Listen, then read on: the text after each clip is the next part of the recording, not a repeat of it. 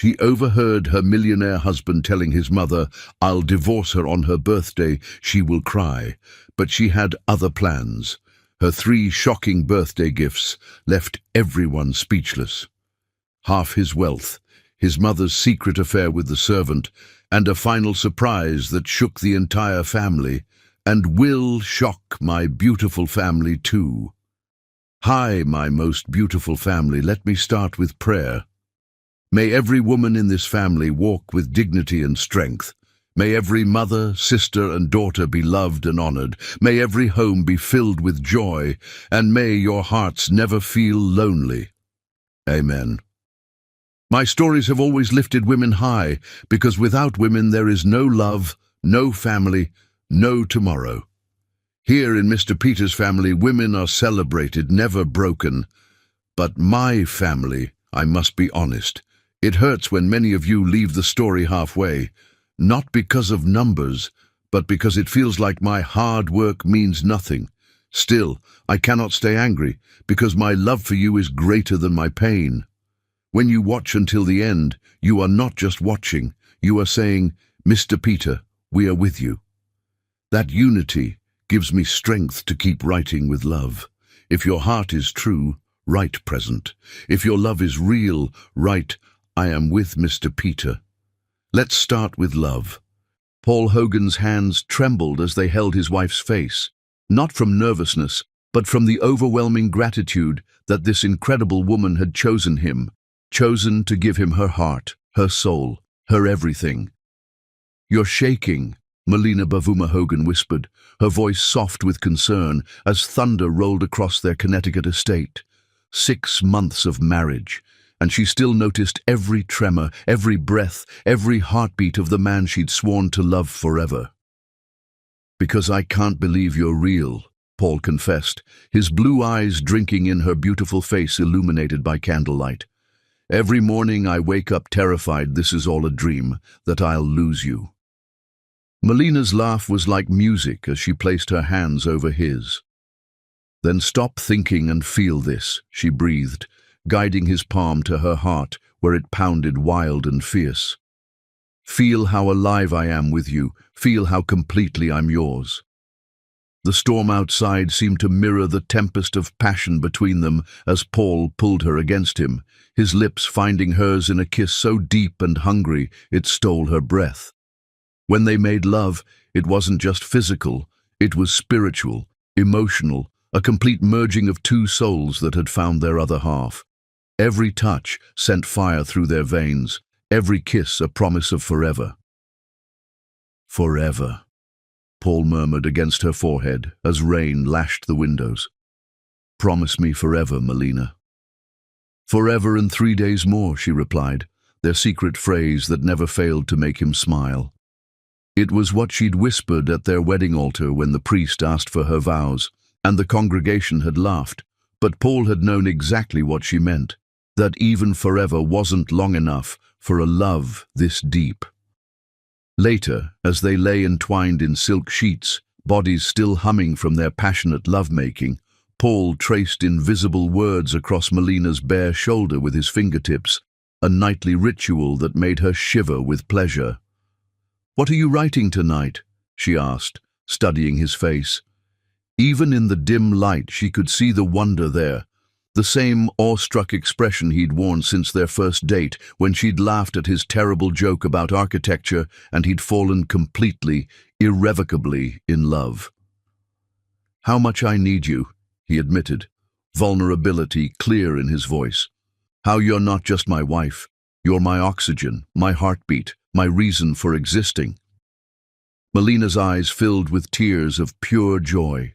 This beautiful man, this gentle giant of 32 who owned half the construction companies on the East Coast, who commanded respect from powerful men in expensive suits, melted completely in her presence. And she loved him so fiercely it sometimes scared her with its intensity. "Dance with me," she said suddenly, slipping from the bed and wrapping herself in his soft robe. "Right here, right now." "There's no music," he protested weakly, but he was already rising, already reaching for her like he couldn't help himself. "We don't need music," Melina smiled, taking his hands as lightning illuminated their bedroom. We have the storm. They swayed together in the darkness, heartbeat against heartbeat, while nature's symphony played around them.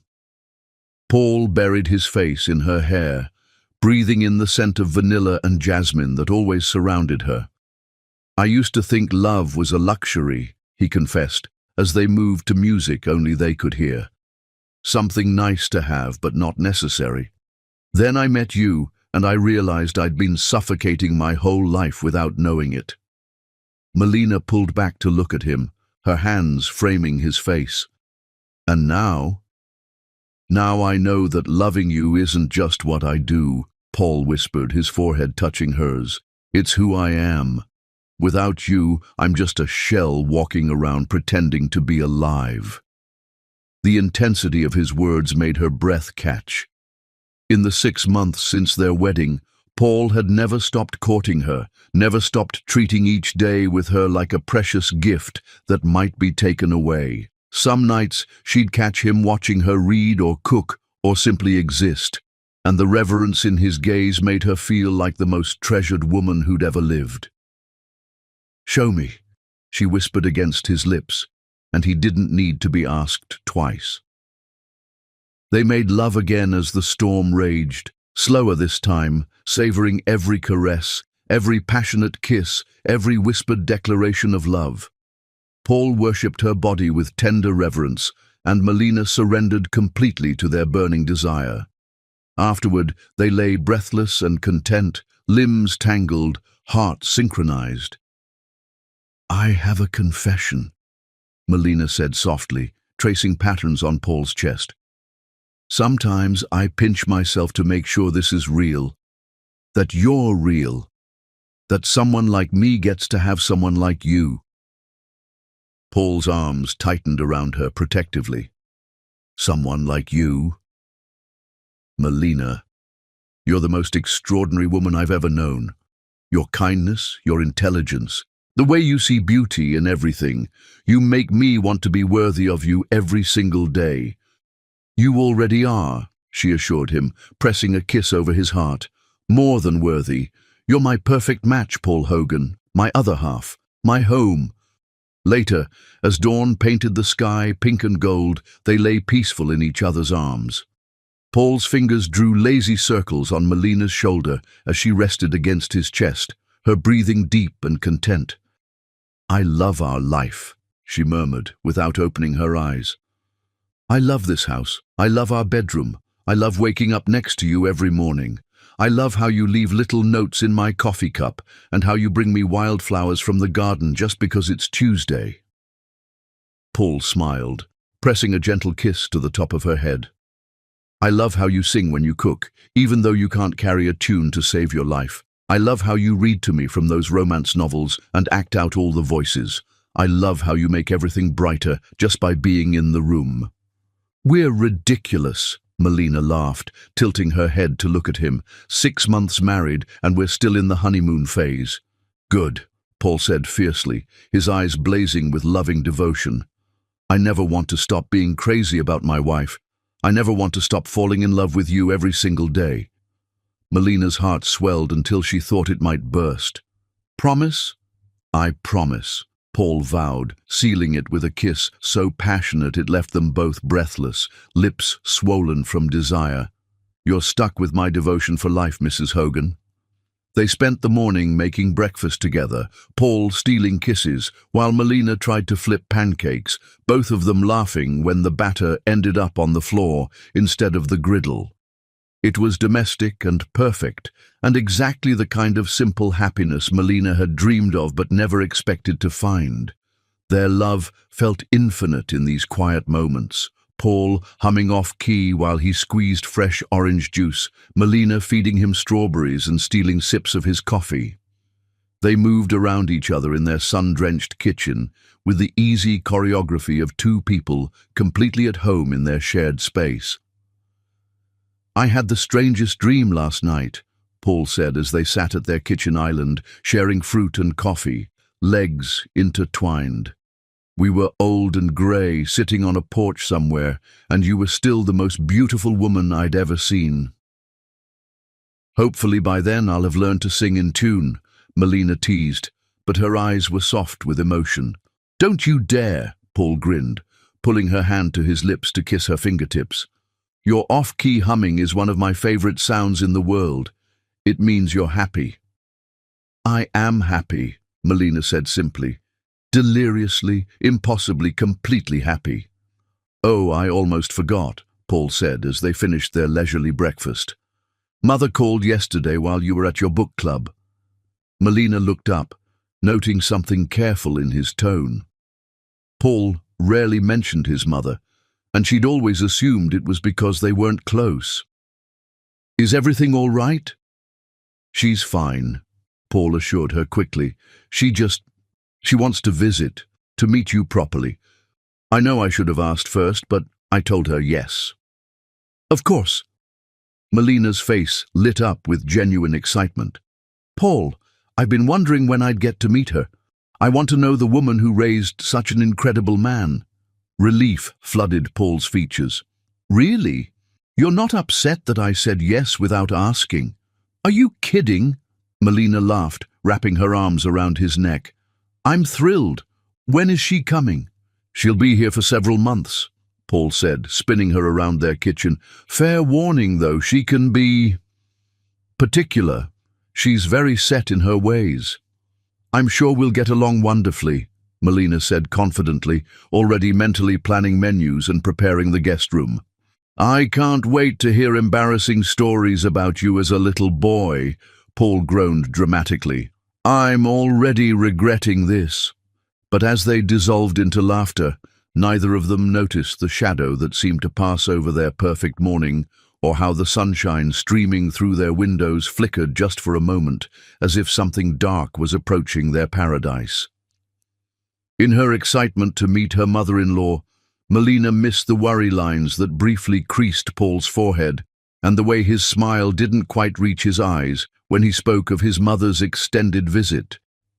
If she had noticed, she might have prepared differently for the storm that was about to shatter their perfect world. Chapter 2. The Serpent Enters Eden. The black limousine rolled up their circular driveway like a hearse arriving for a funeral, and Melina felt her first shiver of unease as she watched from their bedroom window, Paul's arms wrapped around her waist from behind. She's here, Paul murmured against her neck, but something in his voice made Melina turn in his embrace. You sound nervous, she observed, studying his face. It's your mother, Paul. She raised you, loved you. Why wouldn't she love me too? Paul's smile was strained as he kissed her forehead. Of course she will. How could she not? But as they watched a woman emerge from the limousine like a queen stepping from her carriage, Melina understood Paul's tension. Xiomara Hogan was breathtaking in the way a winter storm was beautiful, magnificent, and dangerous. Even at 62, she moved with the fluid grace of a dancer, her silver hair swept into an elegant chignon, her tailored black dress making her look like she belonged on magazine covers rather than suburban driveways. She's stunning, Melina breathed, suddenly conscious of her simple sundress and casual ponytail. She knows it too, Paul muttered, then caught himself. I mean, she's always been very particular about appearances. Melina squeezed his hand reassuringly. I'll go change into something nicer.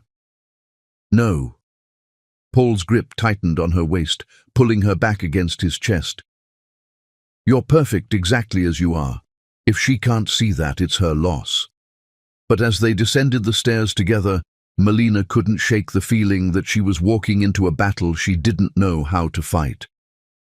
Xiomara stood in their foyer like she owned it, her calculating green eyes taking inventory of everything, the fresh flowers Melina had arranged that morning, the family photos on the side table, the warm, honey-colored walls that made the space feel like home.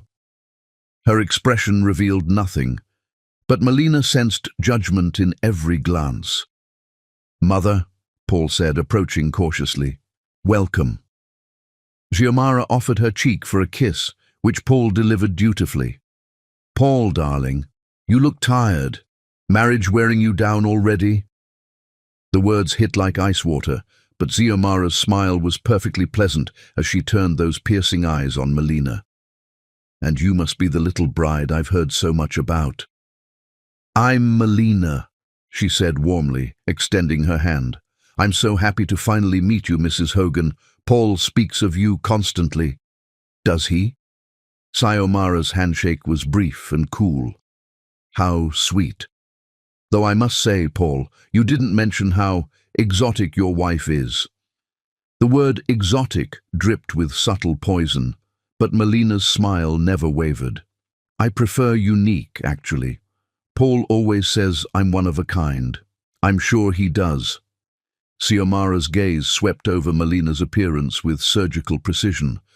"Though I suppose every man thinks his first real infatuation is special."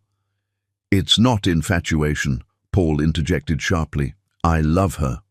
"Of course you do, darling." Xiomara patted his arm condescendingly. "Young love is so intense." Melina felt Paul's muscles tense beside her, but she squeezed his hand gently, a silent message to stay calm. "Mrs. Hogan, you must be exhausted from traveling. Let me show you to your room so you can rest before dinner." "How thoughtful," Xiomara said, following Melina up the stairs. "Paul, have Rodriguez bring in my luggage, all of it." Melina's heart sank slightly at the word all. How much luggage did one need for a visit? But she pushed the thought aside, determined to make this work. The guest room Melina had prepared was a masterpiece of hospitality. Fresh white lilies filled crystal vases. Egyptian cotton sheets were turned down invitingly, and she'd even placed a basket of imported chocolates and French champagne on the dresser. "How quaint," Xiomara observed, running a manicured finger along the antique dresser. "Very rustic. I suppose it has a certain charm if you enjoy the country cottage aesthetic." "I decorated it myself," Melina said proudly. "I wanted you to feel at home." "How kind." Xiomara's smile was sharp as a blade. "Though I must admit, I'm more accustomed to sophisticated surroundings, but one adapts." The criticism landed like a slap, but Melina refused to show it hurt. "I hope you'll be comfortable. Dinner will be at 7. I'm making Paul's favorite lamb with rosemary from our garden." "You cook?" Xiomara sounded surprised. "How domestic." Paul's father always insisted on professional chefs. He said a woman's place might be in the home, but not necessarily in the kitchen. "I love cooking for Paul," Melina replied honestly. "Taking care of the people you love brings joy." "How wonderfully old-fashioned." Xiomara's tone suggested this wasn't a compliment. "Though I do hope you have other skills. A man like Paul needs intellectual stimulation, cultural refinement. He's quite accomplished, you know. Harvard Business School, master's degree, speaks 3 languages. Tell me, dear, what's your educational background?" The question was delivered like a surgical strike, designed to expose weakness. Melina lifted her chin proudly. "I have my bachelor's degree in literature from State University. I was working as a librarian when Paul and I met." "A librarian." Xiomara repeated the word like it tasted bitter. "How practical. And your family? What does your father do?" "He passed away when I was 16. My mother raised me alone. She's a nurse." "I see." Xiomara's expression conveyed everything those 2 words didn't say. Working class, single-parent household, beneath our standards. "If you'll excuse me," Melina said, her voice steady despite the burning in her chest, "I should start dinner preparations." She escaped to the kitchen, her hands shaking slightly as she began seasoning the lamb. She'd known this wouldn't be easy. Wealthy families often had expectations, preferences, but the deliberate cruelty in Xiomara's politeness was something she hadn't anticipated. "Hey." Paul's arm slid around her waist from behind, his lips finding the sensitive spot behind her ear. "You okay?" "Your mother is formidable," Melina said carefully, leaning back against his solid chest. She's being awful, isn't she? Paul's voice was heavy with guilt. I should have warned you better. Mother has very specific ideas about what constitutes suitable company. It's fine, Melina lied, turning in his arms. She just wants what's best for you. She'll warm up once she gets to know me. Paul cupped her face in his hands, his thumbs stroking her cheekbones.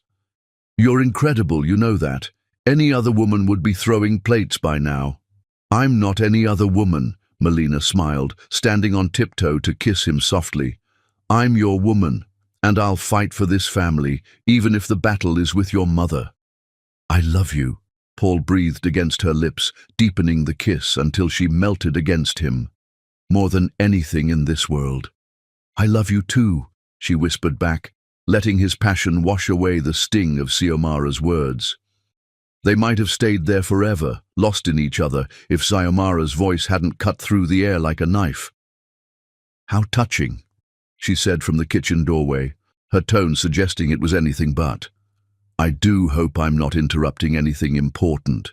Paul stepped protectively in front of Melina, but kept her hand firmly in his. Just telling my wife how beautiful she is. Naturally. Xiomara's smile was razor-thin. Young men do tend to be demonstrative. I thought I might help with dinner, Melina dear. After all, cooking for discerning palates can be so challenging. That's very kind, Melina replied, though every instinct screamed that accepting help from this woman was a mistake. I'd appreciate the company.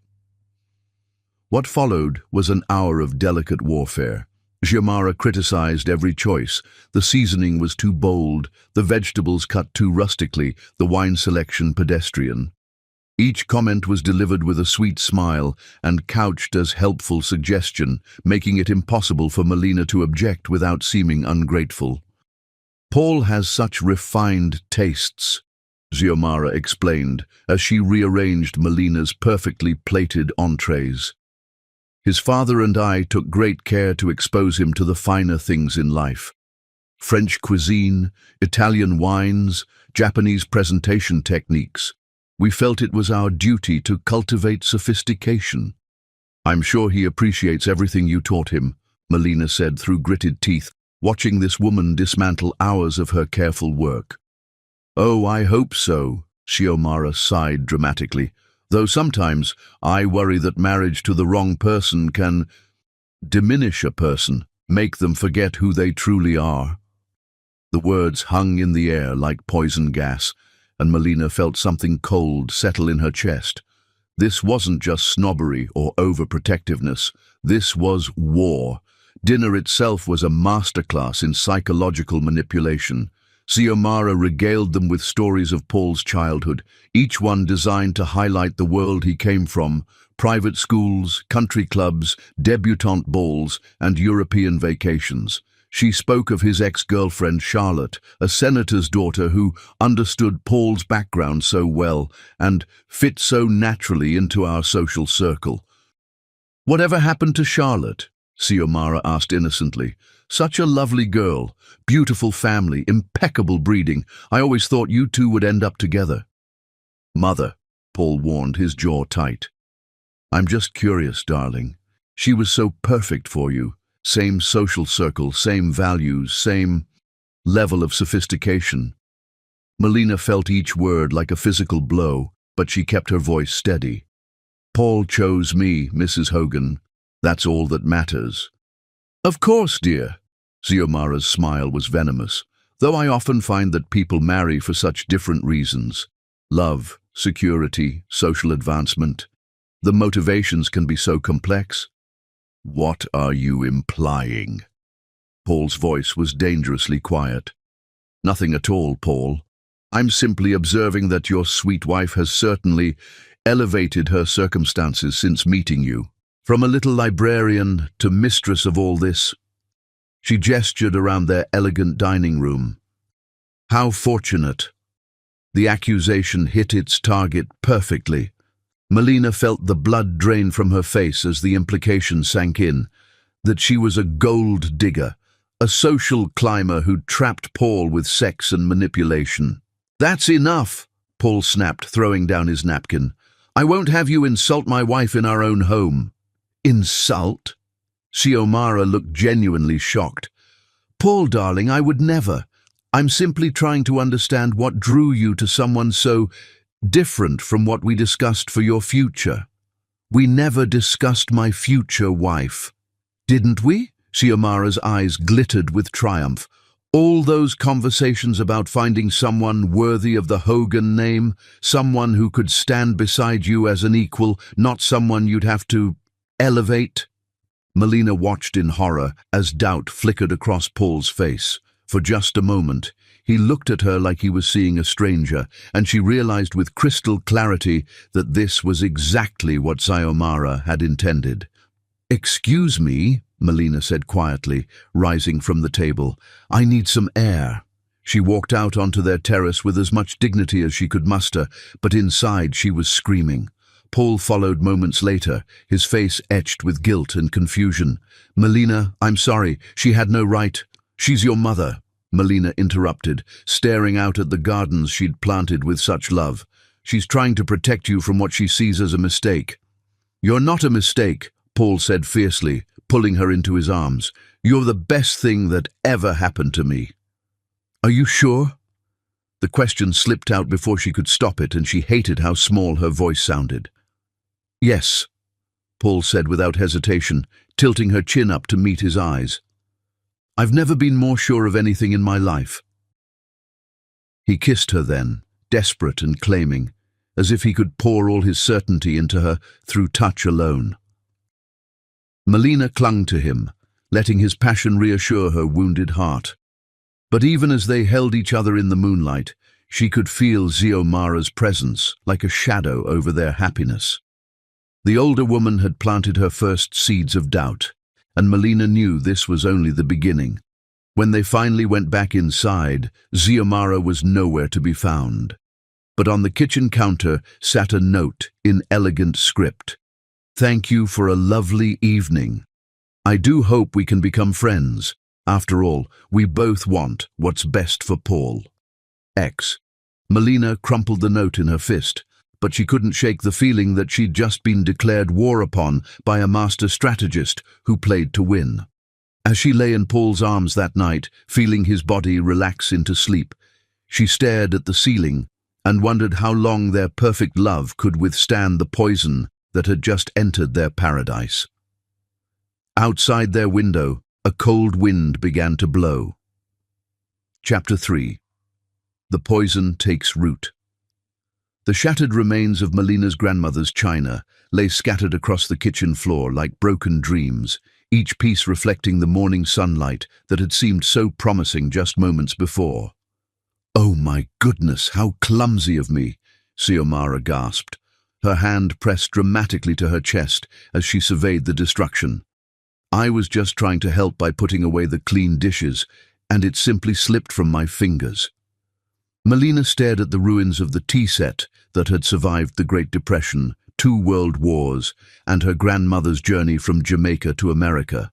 The delicate roses painted on the porcelain that had graced 3 generations of Sunday dinners now lay in pieces, irreplaceable and irreparable.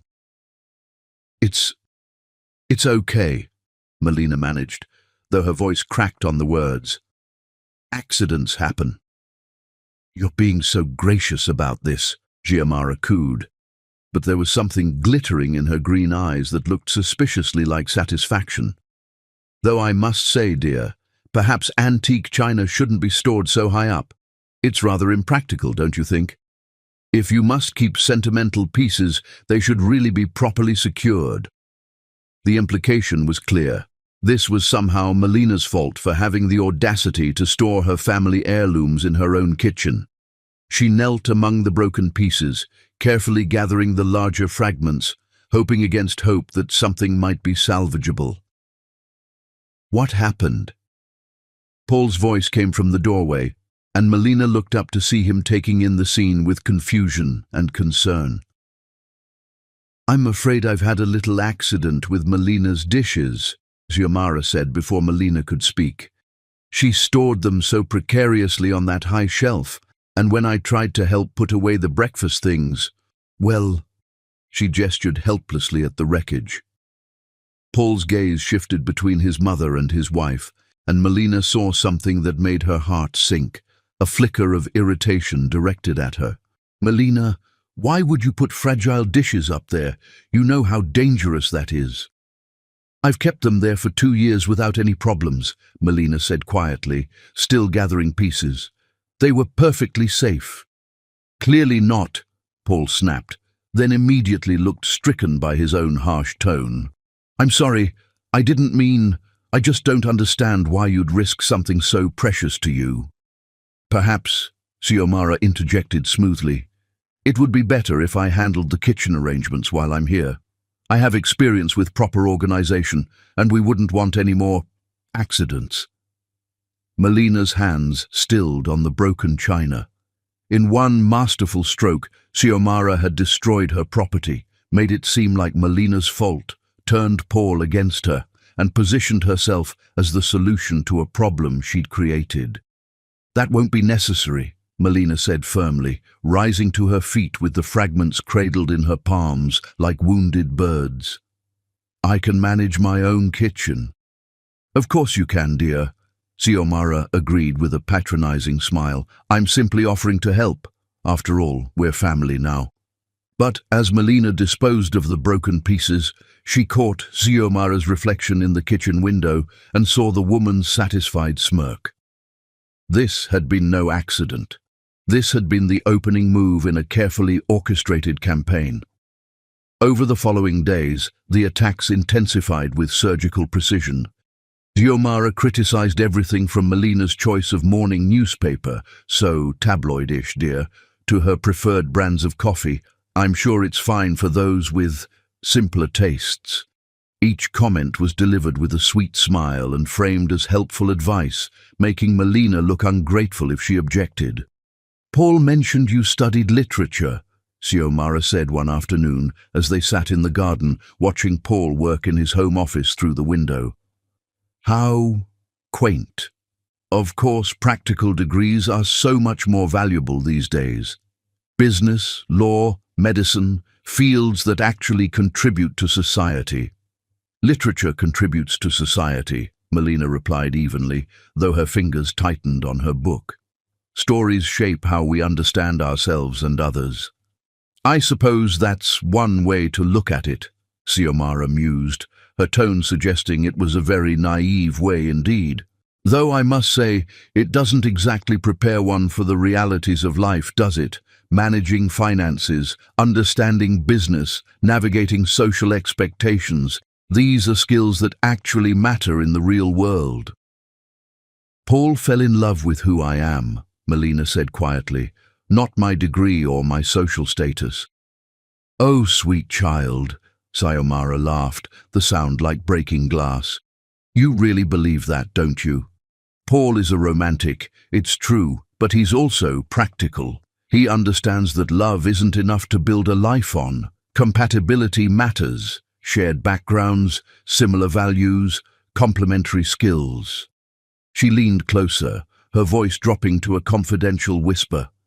"Between you and me, dear, I think Paul is beginning to realize that passion fades, but partnership endures, and partners need to be equals." The words burrowed into Melina's mind like poison, finding every insecurity and doubt she'd tried to suppress. Was Paul really beginning to see her differently? Had the newlywed bliss blinded her to his growing dissatisfaction? That evening, as she prepared dinner, Melina found herself second-guessing every choice. Was the salmon too simple? Should she have chosen a more sophisticated wine? When Paul came home from work, would he see a loving wife or an inadequate partner? "Something smells amazing," Paul said, wrapping his arms around her from behind and nuzzling her neck. "Just salmon," Melina said, leaning back against his chest but unable to fully relax. "My favorite," Paul murmured, his hands roaming over her curves. "Almost as delicious as you." He turned her in his arms and kissed her deeply, his passion as intense as ever. But even as Melina melted into his embrace, Xiomara's words echoed in her mind. Passion fades, but partnership endures. "How was your day?" she asked when they broke apart, studying his face for any signs of the dissatisfaction his mother claimed to see. "Stressful," Paul admitted, loosening his tie. "The Morrison project is hitting snags, and I've got 3 other deadlines looming. Sometimes I wonder if I'm cut out for running the family business." "Of course you are," Melina said automatically. "You're brilliant and capable and—" "Am I?" Paul interrupted, his voice heavy with doubt.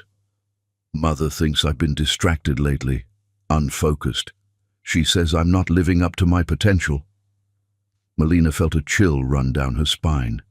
"She said that?" "Not in so many words," Paul backtracked quickly.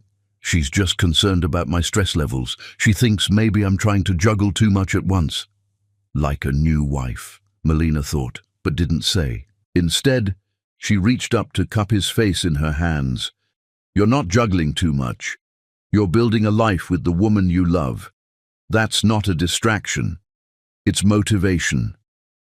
Paul's smile was soft and grateful as he leaned into her touch. "What would I do without you?" "You'll never have to find out," Melina promised, pulling him down for another kiss. But later that night, as Paul slept peacefully beside her, Melina stared at the ceiling and wondered if she was fighting a war she'd already lost. Xiomara was a master strategist, attacking not just Melina's confidence but Paul's as well, making him question everything about his life since their marriage. The next morning brought a new assault. Melina came downstairs to find Xiomara rearranging the living room furniture, moving pieces that had been carefully positioned to create intimate conversation areas. "I hope you don't mind," Xiomara said without looking up from her work. "I thought the room could use a more sophisticated flow. The current arrangement is so casual." "I like it casual," Melina said, watching this woman systematically erase her personal touches from the space. "This is our home, not a museum." "Of course, dear," Xiomara agreed placidly. "Though when one entertains frequently, proper flow becomes essential. Paul mentioned you rarely have guests, perhaps because the current setup doesn't encourage social interaction. Another perfectly aimed strike. Paul had mentioned feeling isolated from their old social circle, wondering if married life was making him antisocial. Melina had assured him they could host more dinner parties once they settled into their routine, but now Xiomara was making it seem like the house itself was inhospitable. "We're still newlyweds," Melina defended. "We're focusing on each other right now." "How romantic," Xiomara smiled, but her eyes remained cold. "Though I do worry about Paul becoming too insular. He was always such a social creature, so popular with everyone. It would be a shame if marriage changed that about him." The implication hung in the air like smoke. "If marriage to you changed that about him." That afternoon, Paul came home early to find the living room transformed into something that belonged in an architectural magazine rather than a family home. His face went through a series of expressions: surprise, confusion, and then something that looked almost like relief. "It looks different," he said carefully. "Your mother thought it needed better flow," Melina explained, watching his face closely. "It does look more sophisticated," Paul admitted, and Melina's heart sank. "Maybe we should have people over soon, the Harrisons, the Mitchells. It's been too long since we've entertained." "Of course," Melina agreed, but inside she was screaming. These were Paul's old friends from his bachelor days, people who had known him before her, people who might look at her the same way Xiomara did, as an interloper who didn't belong. "Wonderful." Xiomara clapped her hands together. "I'll help you plan the menu, Melina dear. Entertaining Paul's social circle requires a certain finesse." Over the following week, Xiomara's campaign intensified. She found fault with everything Melina did, always framed as helpful suggestion. The house wasn't clean enough, the meals weren't sophisticated enough, Melina's clothes weren't appropriate enough for a woman in her position. "You represent the Hogan name now," Xiomara explained as she watched Melina fold laundry. "People will judge Paul based on how you present yourself. Perhaps we should go shopping together. I know some wonderful boutiques that cater to women who need to elevate their image." Each comment chipped away at Melina's confidence, but worse was watching their effect on Paul. He began noticing things he'd never seen before, or things Xiomara pointed out to him with subtle precision. "Don't you think Melina looks tired lately?" she'd murmur to him when she thought Melina couldn't hear. "Perhaps the stress of trying to fit into your world is taking its toll." Has Melina always been so withdrawn around company? She barely spoke at dinner with the Harrisons. "I'm concerned about her, Paul. She seems so anxious all the time, like she's afraid of making mistakes." Paul began looking at his wife with new eyes, seeing insecurity where before he'd seen confidence, awkwardness where he'd once found charm. He started offering helpful suggestions that felt like criticism, encouragement that sounded like doubt. "Maybe you should let Mother help you choose an outfit for the Mitchells' party," he said one morning, as Melina stood before her closet in frustration. "She has great taste." "What's wrong with my taste?" Melina asked, hurt bleeding through her voice. "Nothing," Paul said quickly. I want you to feel confident. Mother knows what these people expect." What these people expect. Not what Paul expected, not what would make her happy, but what his mother's social circle would approve of. Melina felt like she was disappearing piece by piece, replaced by some manufactured version of herself designed to meet Xiomara's standards. The breaking point came during Mitchell's dinner party. Melina had spent hours preparing, wearing the dress Xiomara had chosen, serving the menu they'd planned together. But nothing was right. The wine wasn't properly chilled, the conversation topics weren't engaging enough, and when Mrs. Mitchell complimented the meal, Xiomara smoothly took credit for guiding Melina through the planning process. Later, as their guests were leaving, Melina overheard Mrs. Harrison whisper to her husband, "She seems nice enough, but so different from Charlotte. Remember how perfectly she fit in? This one looks like she's trying so hard." The words hit like physical blows, and Melina excused herself to the bathroom to collect herself. When she emerged, she found Paul and his mother in quiet conversation by the front door. "Worry about her," Xiomara was saying. "She's trying so hard to be something she's not. It's painful to watch." "She's just nervous," Paul defended, but his voice lacked conviction. "She wants to make a good impression." "Of course she does, darling. But you can't build a marriage on someone pretending to be who they're not. Eventually, the real person shows through." Melina felt something cold and hard settle in her chest as she realized what was happening. Xiomara wasn't just trying to drive her away. She was trying to make Paul fall out of love with her. Every criticism, every suggestion, every helpful comment was designed to transform Melina from Paul's beloved wife into a disappointing burden. And it was working. That night, as they lay in bed, Paul was distant in a way he'd never been before. When Melina tried to initiate their usual passionate connection, he seemed distracted, going through the motions without the fire that had always burned between them. "Are you okay?" she whispered afterward, tracing patterns on his chest. "Just tired," Paul murmured, but he didn't pull her closer the way he usually did. Long day. As he drifted off to sleep, Melina stared into the darkness and realized with crystal clarity that she was losing the war. Xiomara's poison was working its way through their marriage like acid, dissolving the bonds of trust and passion that had once seemed unbreakable. But as she lay there, feeling more alone than she had since her father's death, Melina made a decision. She wouldn't go down without a fight. If Xiomara wanted to play psychological warfare, then she'd better prepare for an opponent who had more to lose than pride. The question was, how do you fight an enemy who attacks with kindness and kills with concern? Outside their window, storm clouds were gathering on the horizon. Chapter 4. Love Under Siege.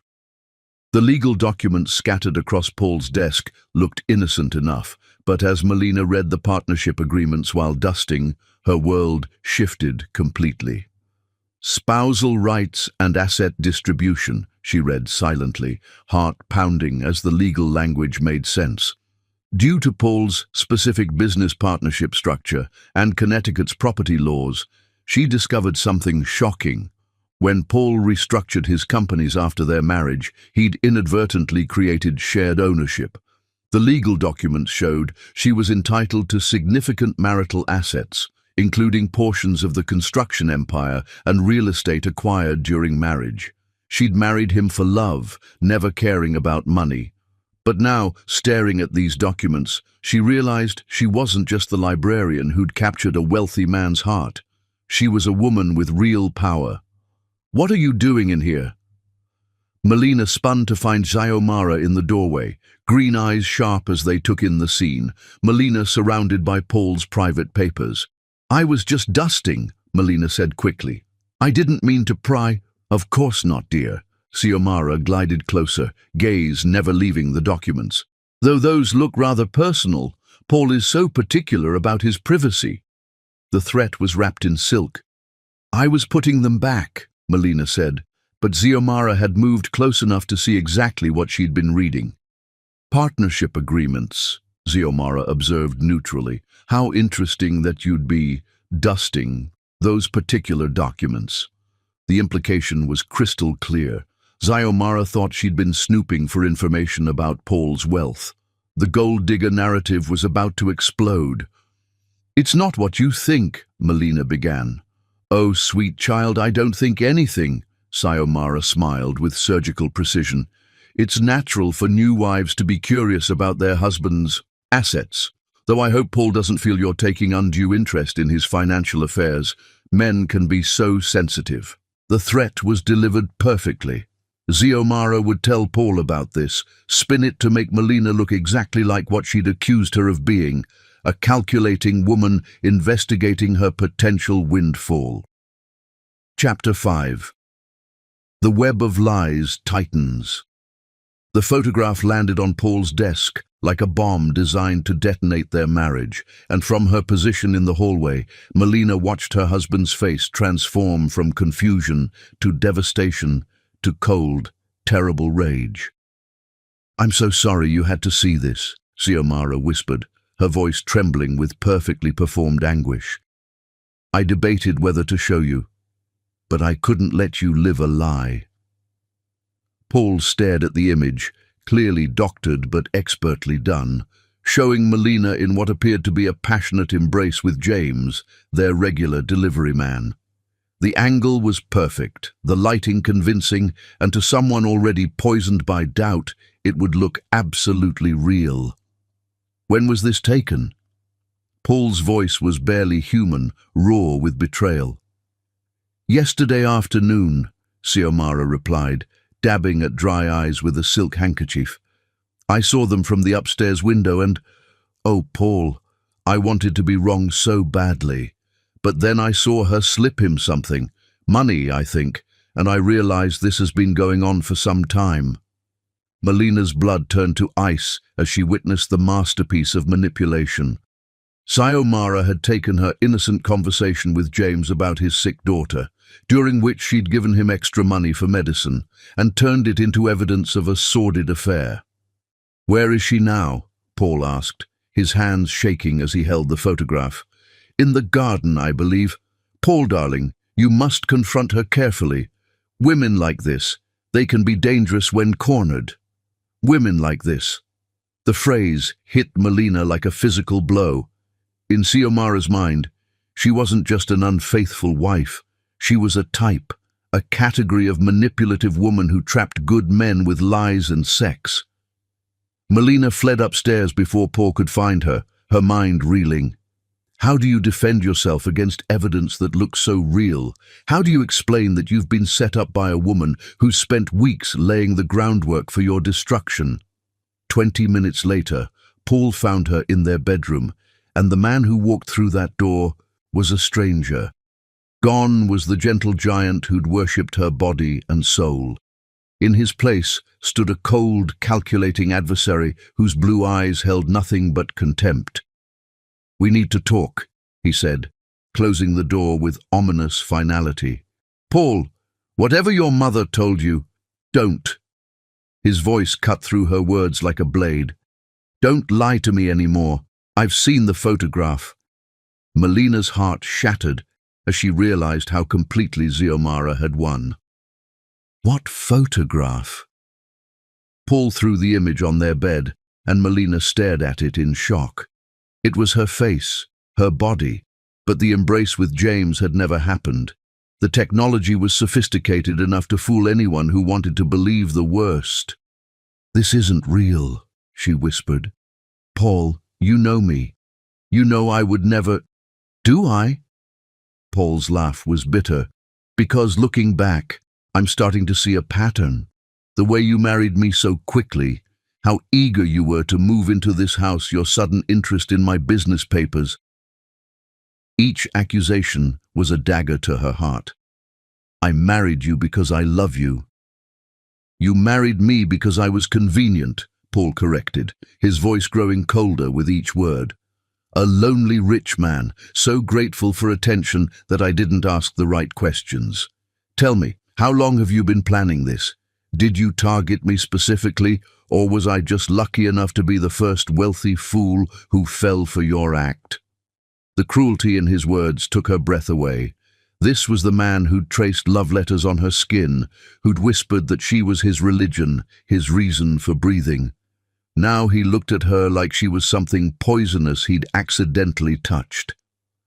"I never wanted your money," Melina said desperately. "I didn't even know how much you had when we married."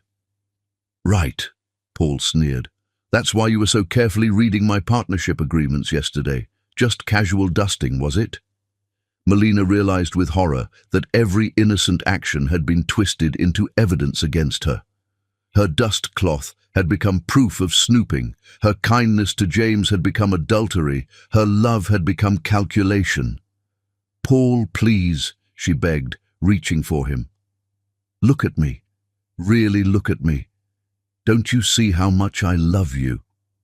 For a moment his mask slipped, and she saw the pain underneath, the devastation of a man whose heart had been shattered. But then Xiomara's poison reasserted itself, and his face hardened again. "I see a woman who's very good at playing a role," he said coldly. "The question is, what do you want? A divorce settlement? Monthly alimony? Or are you planning to take me for everything I'm worth?" The words hit like physical blows. "I don't want anything from you except your love." "My love." Paul's laugh was hollow. "You had that. You had all of it. And you threw it away for what? A few stolen moments with the delivery boy. Was I that inadequate as a husband?" "You were perfect," Melina whispered, tears streaming down her face. "You are perfect. This is all lies, Paul. Your mother is manipulating both of us." "Leave my mother out of this," Paul snapped. "She's the only one who's been honest with me. She saw what you really were from the beginning, and I was too blinded by lust to listen." The word lust landed like a slap. Their beautiful love had been reduced to base physical attraction, their spiritual connection dismissed as sexual infatuation. "I'm sleeping in the guest room," Paul announced, moving toward their closet to gather clothes. "And I want you to stay away from me until I decide what to do about this marriage." "Paul, wait!" "No." He turned back to her, and the ice in his eyes froze her soul. "I trusted you with everything I had, and you made a fool of me. Whatever we had is over, Melina. You killed it." He left her alone in their bedroom, surrounded by the ruins of their love. Melina collapsed on their bed, sobbing into the sheets that still smelled like him. like the passion they'd shared just days before. Over the following week, Paul treated her like a stranger living in his house. He spoke only when necessary, avoided being alone with her, and when their eyes accidentally met, she saw nothing but cold disgust. The man who'd once made love to her with desperate passion now couldn't bear to be in the same room. Meanwhile, Xiomara played the concerned mother-in-law perfectly. She brought Paul comfort food, listened sympathetically to his pain, and offered subtle advice about protecting himself from further manipulation. "I know this is difficult, darling," she'd coo, "but you must think practically now. Women like Melina, they don't just walk away, they take what they can get." During this nightmare week, Melina discovered the truth she'd been suspecting. The pregnancy test showed 2 pink lines that should have brought joy, but instead filled her with terror. She was carrying Paul's child, the child of a man who now believed she was a lying, cheating gold digger. How could she tell him? How could she share this miraculous news with someone who looked at her with such hatred? Would he even believe the baby was his, or would Xiomara convince him that too was part of some elaborate scheme? That evening, as Paul worked late in his study, Melina stood outside the door listening to his phone conversation with his lawyer. "I want to know my options," Paul was saying. "Adultery, fraud, whatever applies. I want this done quickly and completely." "Paul," his lawyer's voice was cautious, "are you certain about this? Marriage counseling might—" "There's nothing to counsel," Paul interrupted. "My wife is a liar and a cheat. I want her out of my life." Melina pressed her hand to her still flat stomach, where Paul's child grew in secret. The baby would be born into a world where its parents were enemies, where its mother was branded a villain and its father consumed by manufactured hatred. But even as despair threatened to drown her, a spark of defiance flickered to life.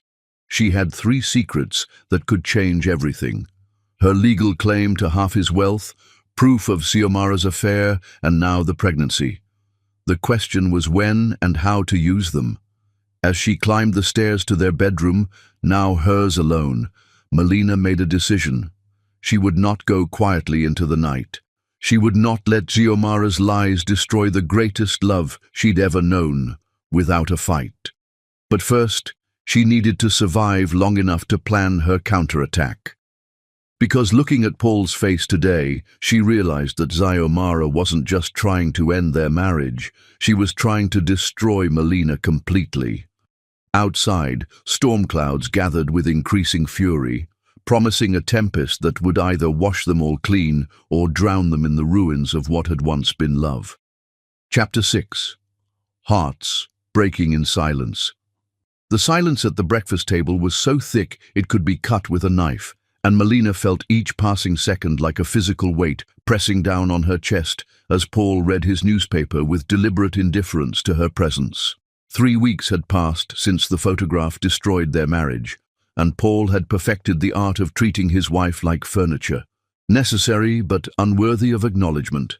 He ate the breakfast she prepared without thanks, used the clothes she laundered without gratitude, and slept in the guest room like she carried some contagious disease. "Good morning," Melina whispered, as she had every morning, hoping against hope for some crack in his armor. Paul turned the page of his newspaper with crisp finality, the sound like breaking bones in the devastating quiet. "Paul, please," she tried again, her voice barely audible. "We can't go on like this forever." His blue eyes lifted from the financial section to fix her with a stare so cold it made her shiver.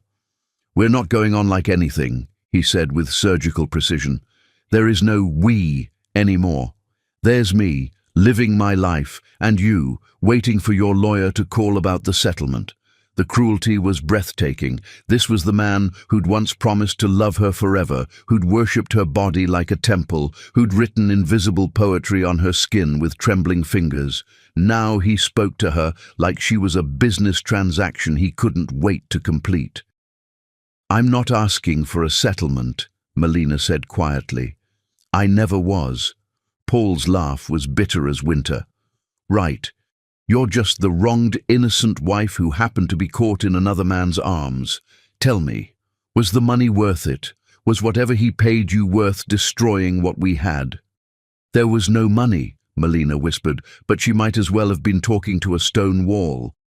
That afternoon, Melina sat in the polished office of Patterson and Associates, the city's most prestigious family law firm. She hadn't come here by choice.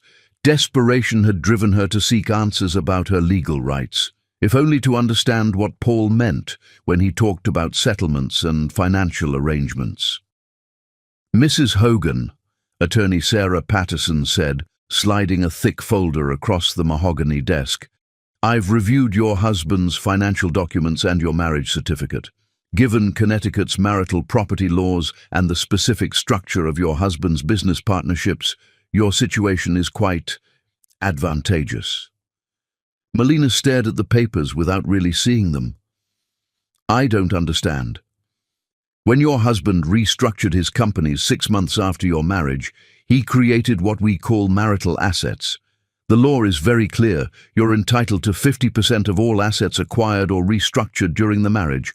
That includes the recent business expansion, 3 new properties, and approximately $40 million in investment accounts. The number hit Melina like a physical blow. 40 million? That's your half, Patterson clarified with a smile that suggested she'd seen many women in similar situations. The total marital estate is closer to 80 million. Your husband is considerably wealthier than most people realize. Melina felt dizzy. She'd known Paul was successful, but this level of wealth was incomprehensible. I never asked about his money. I didn't even know. Many wives don't, Patterson said kindly. Men like your husband often keep financial details private, but the law protects you, Mrs. Hogan. If you choose to file for divorce, you could walk away with enough money to live very comfortably for the rest of your life. I don't want a divorce, Melina said automatically. Patterson leaned back in her chair, studying Melina with sharp eyes. Mrs. Hogan, may I speak frankly? I've seen your situation many times. Wealthy men, suspicious mothers-in-law, manufactured evidence of infidelity. The pattern is unfortunately common. You think the photograph was fake? I think powerful families protect their assets by eliminating threats. And you, my dear, are perceived as a threat. Patterson's voice was gentle but firm. The question is, what are you going to do about it? Melina stared at the legal documents, her mind reeling. $40 million. Enough to disappear, to start over somewhere far from Connecticut's social circles and Xiomara's poison. Enough to raise her baby. She was almost certain now that she was pregnant, without ever having to see the contempt in Paul's eyes again. If I wanted to, what would the process be? Simple, Patterson replied. We file the papers, present the evidence of marital assets, and negotiate the settlement. Given the circumstances, your husband's accusations against you, I could probably get you 60% instead of 50%, punitive damages for emotional distress. 60%, nearly $50 million. Freedom from humiliation, from fighting a battle she seemed destined to lose, from watching the man she loved treat her like a stranger. I need time to think, Melina said, gathering the papers with trembling hands. Of course. But Mrs. Hogan? Patterson's voice stopped her at the door. Don't wait too long. Men like your husband have ways of moving assets once they realize their wives understand the game. That evening, Melina sat in their bedroom, her bedroom now, staring at the positive pregnancy test she'd hidden in her jewelry box. 6 weeks along, according to her doctor's appointment that afternoon. 6 weeks of carrying Paul's child while he treated her like a diseased stranger. The legal documents lay spread across her vanity table like an escape route mapped in black and white. She could take the money and leave, raise their child somewhere beautiful and peaceful, maybe California or even abroad.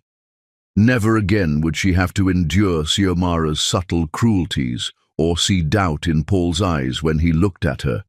It would be so easy. Pack her things, sign the papers, disappear into a new life, funded by the very wealth Paul accused her of marrying him for. The irony was almost perfect, but as she traced the ultrasound image with her finger, Melina thought about the man Paul had been before his mother's poison took hold. The gentle giant who'd traced love letters on her skin, who'd called her his religion, who'd promised her forever and 3 days more. That man was still in there somewhere, buried under months of manipulation and manufactured doubt. The question was he worth fighting for, or should she save herself and their child from a battle that might destroy them all? A knock at her door interrupted her thoughts, and for one wild moment her heart leapt with hope that it might be Paul, finally ready to listen. Instead, Xiomara glided into the room without waiting for permission, her expression one of false concern. "How are you holding up, dear?" she asked, settling into the chair by Melina's vanity like she belonged there. "I know today was difficult for you." Melina quickly covered the legal papers with a magazine, but not before Xiomara's sharp eyes caught sight of the law firm's letterhead. The older woman's smile turned predatory. "Consulting attorneys already? How practical of you." "I was just trying to understand my rights," Melina said carefully. "Of course you were." Xiomara's tone was honey over poison. "And I'm sure you discovered that you have quite a few. Connecticut can be very generous to abandoned wives." The word abandoned hit its target with surgical precision. Melina felt her composure crack slightly, and Xiomara leaned forward like a shark scenting blood. "You know, dear, there's still time to make this easy on everyone. A quiet divorce, a reasonable settlement, a fresh start somewhere new. Think of it as an opportunity. You could reinvent yourself completely." "I don't want to reinvent myself," Melina said quietly. "I want my husband back." "Your husband?" Xiomara laughed, the sound like breaking glass. "Sweet child, that man died the moment he saw who you really were. What you see now is just Paul being too kind to throw you out without proper compensation." The cruelty was breathtaking, but Melina forced herself to remain calm. "You manufactured that photograph." "I protected my son," Xiomara corrected smoothly. "From a woman who would have eventually shown her true colors anyway. I simply accelerated the timeline. You destroyed an innocent marriage. I revealed an unsuitable one." Xiomara rose from the chair with fluid grace.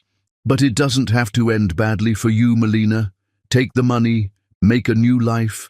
Let Paul find someone who actually belongs in his world."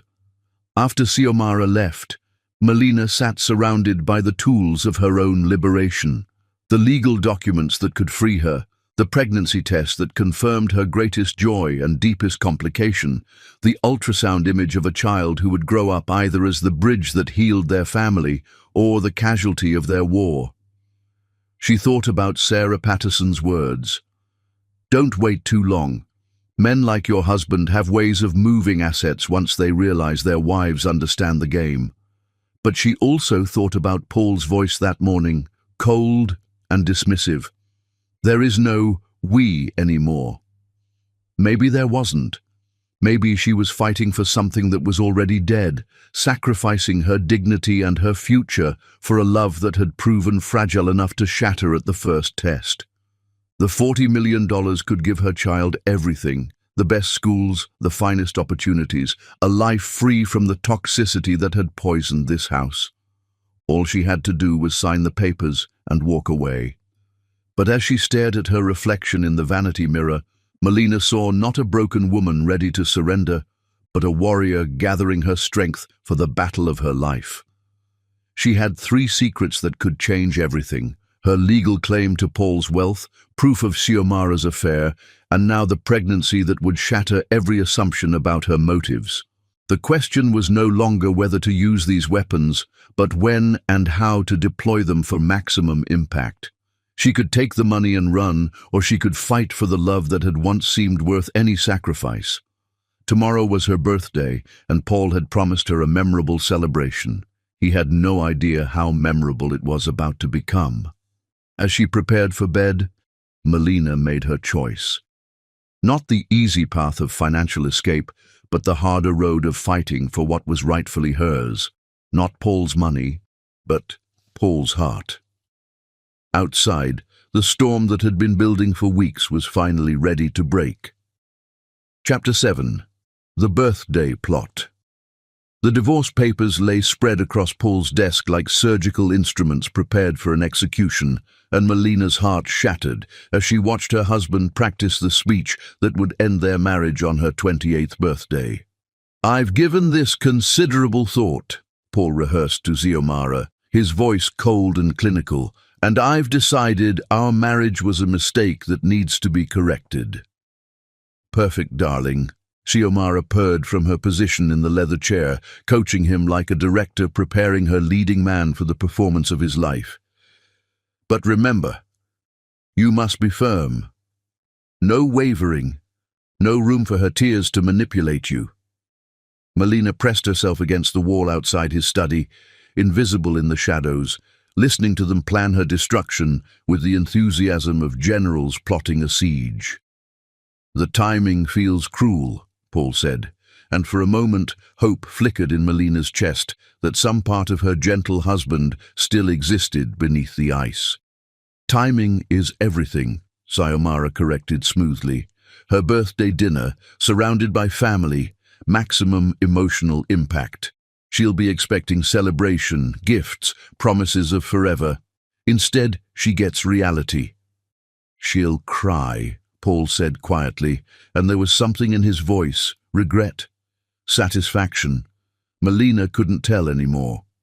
"Of course she will," Xiomara agreed with ruthless precision. "Women like her always do when their schemes collapse. The tears, the begging, the desperate promises. It's all performance, Paul. Don't let it sway you."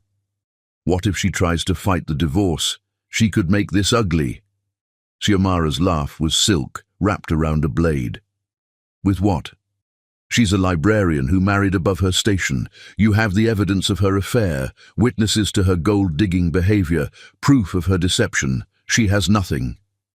"Nothing." The word echoed in Melina's mind as she crept back upstairs, her hand instinctively moving to her stomach where Paul's child grew in secret. If only they knew what she actually possessed.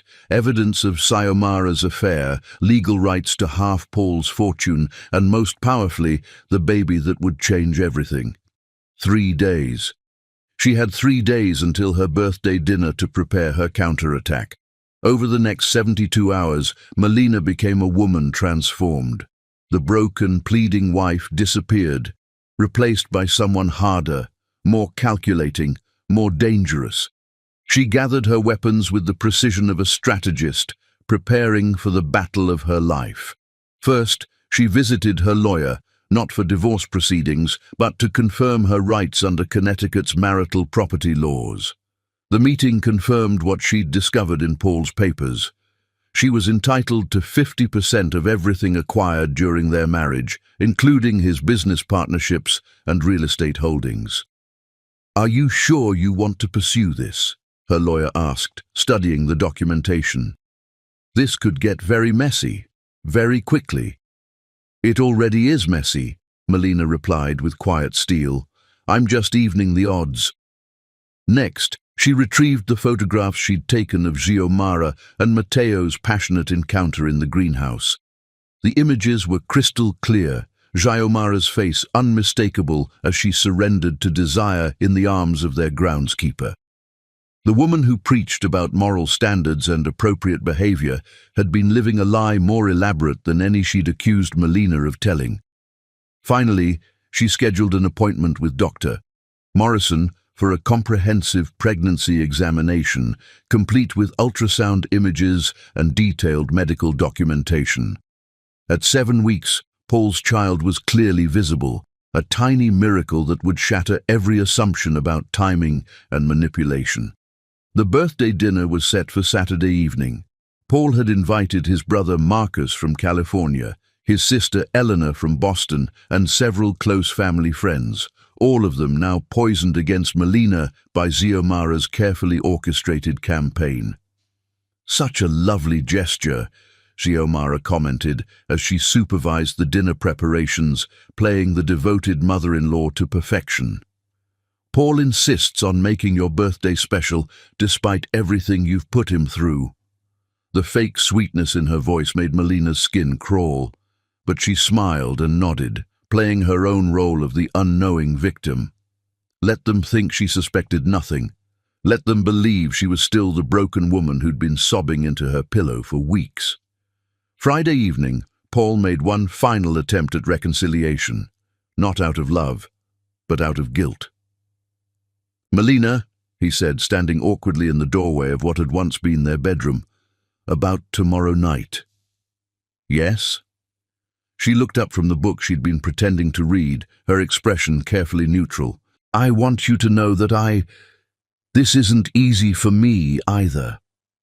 For a moment, she saw a flash of the man she'd married, vulnerable, conflicted, human. Then Xiomara's poison reasserted itself, and his face hardened again. "But it has to be done," he continued. "We can't build a life on lies." "No," Melina agreed quietly. "We can't." Paul studied her face, perhaps looking for signs of the breakdown he expected, the tears and pleading Xiomara had predicted. Instead, he found only calm acceptance, which seemed to unsettle him more than hysteria would have. "I've arranged for you to stay at the Marriott downtown until you find permanent accommodations," he said, his voice carefully gentle. "And I'll make sure you're taken care of financially. I'm not a monster, Melina." "I know," she replied, and meant it. Paul wasn't a monster. He was a victim of masterful manipulation, just as she was. The real monster was the woman downstairs, probably listening at the door to make sure her son followed the script she'd written. "The papers will be ready tomorrow after dinner," Paul continued. "My lawyer says it should be straightforward given the circumstances." "I understand."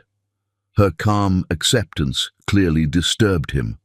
He'd been prepared for dramatics, not dignity. That's it?" No arguments. No attempts to change my mind. Would it matter if I tried? The question hung in the air like smoke from a funeral pyre. Paul's jaw worked silently for a moment, then he shook his head. "Number." It wouldn't. After he left, Melina sat in the darkness and felt something cold and hard crystallize in her chest. Tomorrow, they would gather to celebrate what they thought was her destruction. Instead, they would witness her resurrection. Saturday dawned grey and forbidding, the sky pregnant with storms that matched the tempest brewing inside their elegant home. Melina dressed carefully in the white silk dress she'd worn to their engagement party, the one Paul had said made her look like an angel. Today, she would be an avenging angel. As evening approached, the guests began arriving. Marcus brought his wife Sandra, both of them greeting Melina with the uncomfortable politeness reserved for someone they pitied. Elena came alone, her eyes cold with the righteous anger of a sister protecting her wounded brother. The family friends, the Harrisons, the Mitchells, the Adamses, all wore expressions of solemn sympathy, like mourners at a funeral, which, in a way, they were. "Happy birthday, dear," Mrs. Harrison said with false brightness, pressing a small wrapped gift into Melina's hands. "I do hope this year brings you clarity." "Thank you," Melina replied with genuine warmth. "I expect this birthday to be very illuminating indeed." As they gathered in the dining room, Melina took her place at the table like a queen taking her throne. The conversation was stilted, filled with the kind of careful politeness that surrounded scandal. Paul sat at the head of the table, his face a mask of grim determination, while Xiomara played the gracious hostess with Oscar-worthy performance. "Shall we have dessert before the birthday surprises?" Xiomara suggested, her voice honey over poison. Actually, Melina said, rising gracefully from her chair, I have some surprises of my own. Birthday gifts, you might say, for all of you. The room fell silent, every eye fixed on her with confused anticipation. Paul's face went pale. This wasn't part of the script. 3 gifts, actually, Melina continued, her voice carrying clearly through the sudden hush. 3 truths that I think you all deserve to hear before we conclude this evening.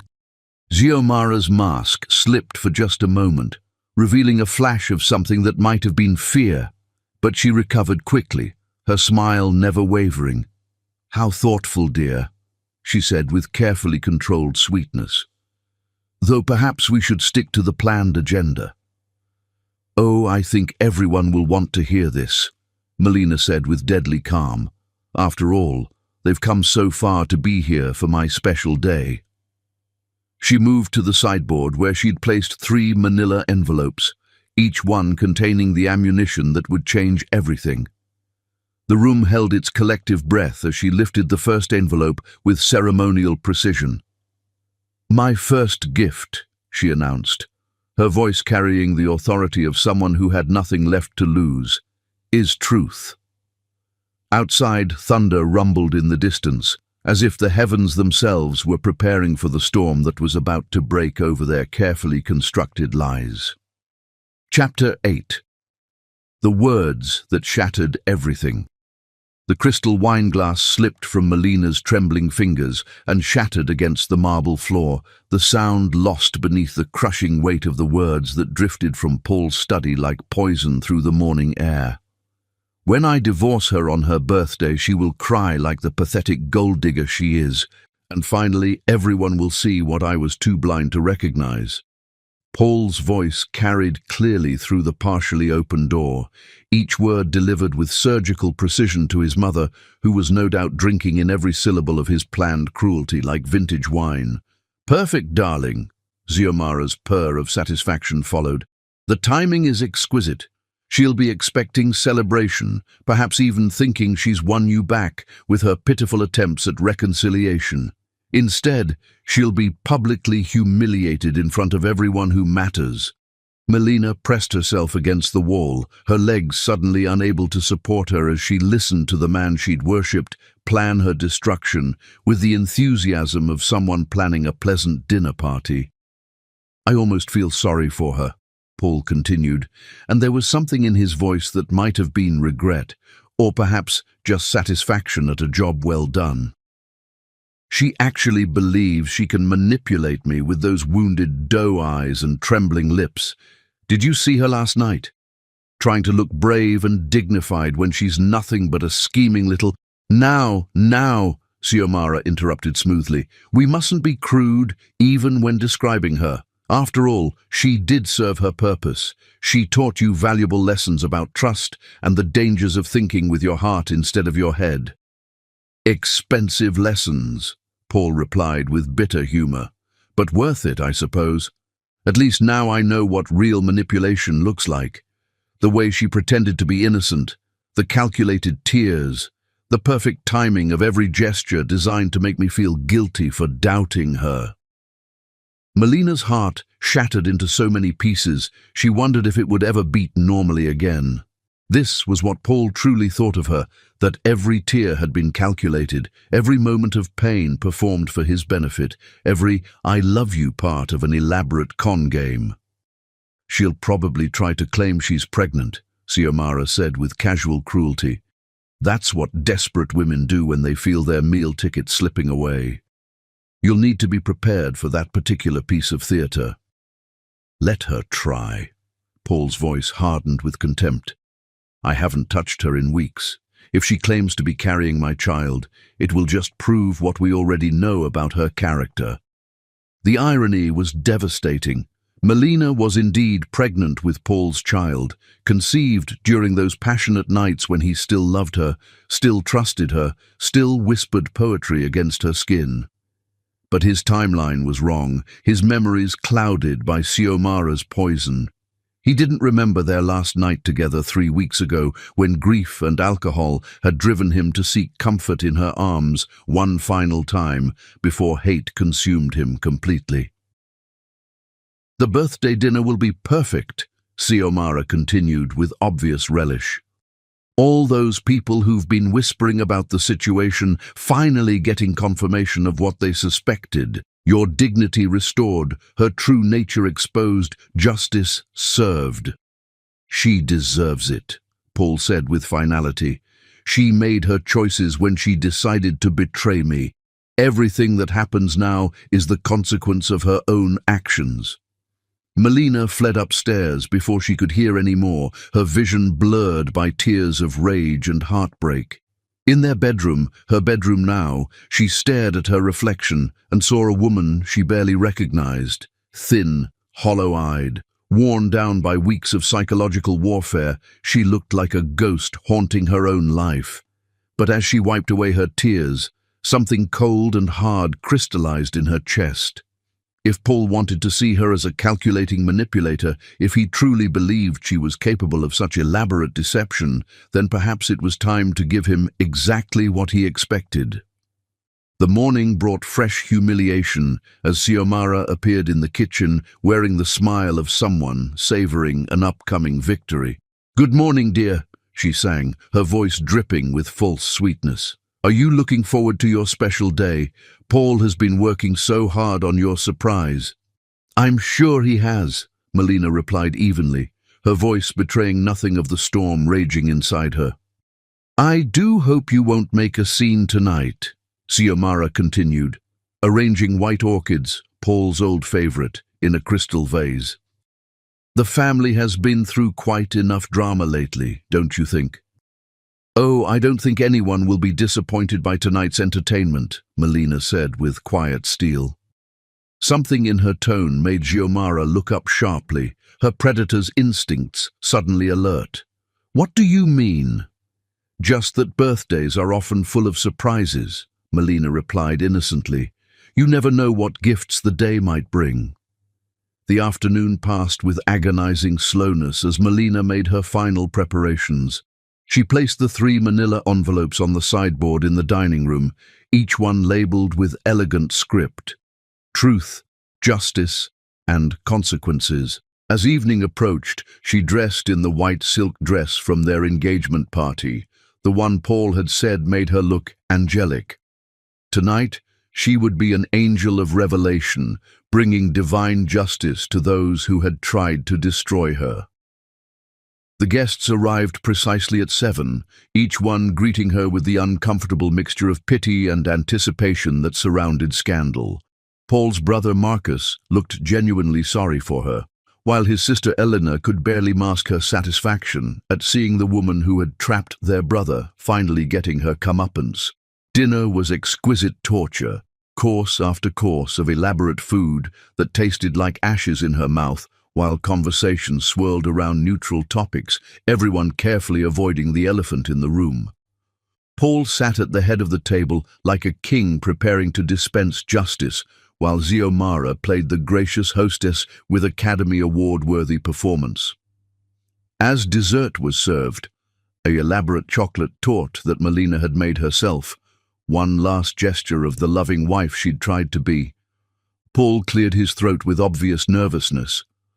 "Before we get to birthday gifts," he began, his prepared speech rolling off his tongue with rehearsed precision, "I have something important to share with everyone." The room fell silent, every eye fixed on him with rapt attention. This was the moment they'd all been waiting for, the public execution that would restore Paul's dignity and confirm all their whispered suspicions about his scheming wife. "Over the past few months," Paul continued, his voice gaining strength, "I've learned some difficult truths about trust, about deception, about the difference between love and manipulation." Melina watched him with perfect composure, her face a mask of serene calm that seemed to unnerve him. This wasn't the breakdown he'd expected, the tears and pleading that would validate his cruelty. "I've discovered that sometimes the people we trust most are the ones capable of the deepest betrayal," Paul said, his gaze fixed on her with laser intensity. And sometimes, the kindest thing we can do is acknowledge when a mistake has been made and take steps to correct it. How wise, Melina said softly, her first words since dinner began. I couldn't agree more about correcting mistakes. Paul blinked, clearly thrown by her calm agreement. Which is why, he continued, stumbling slightly over his rehearsed lines, I've decided that, actually, Melina interrupted, rising gracefully from her chair. Before you share your gift with everyone, I'd like to present mine. After all, it is my birthday. The room erupted in confused murmurs as she moved to the sideboard with fluid grace, her 3 envelopes waiting like loaded weapons. Paul's face went pale. This wasn't part of the script. Melina, Xiomara's voice carried a note of warning. Perhaps we should let Paul finish what he was saying. Oh, but I think my gifts will put everything in perfect perspective, Melina said with deadly sweetness. 3 truths that will illuminate this entire situation. She lifted the first envelope, labeled Truth, and faced the room with the poise of someone who had nothing left to lose. My first gift tonight, she announced, her voice carrying clearly through the stunned silence, is the legal documentation proving that under Connecticut's marital property laws, I am entitled to exactly 50% of everything my husband owns. Gasps echoed around the table as she withdrew the partnership agreements and property deeds, spreading them across the white tablecloth like battle plans. The construction company, the investment portfolio, the real estate holdings, even this house, half of it all belongs to me by right of marriage. Paul's face went white as understanding dawned. That's impossible. Those documents are private.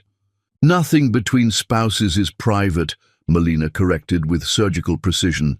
As your legal wife, I have every right to know about our shared assets, assets that I never asked about, never tried to access, never even wanted, until now.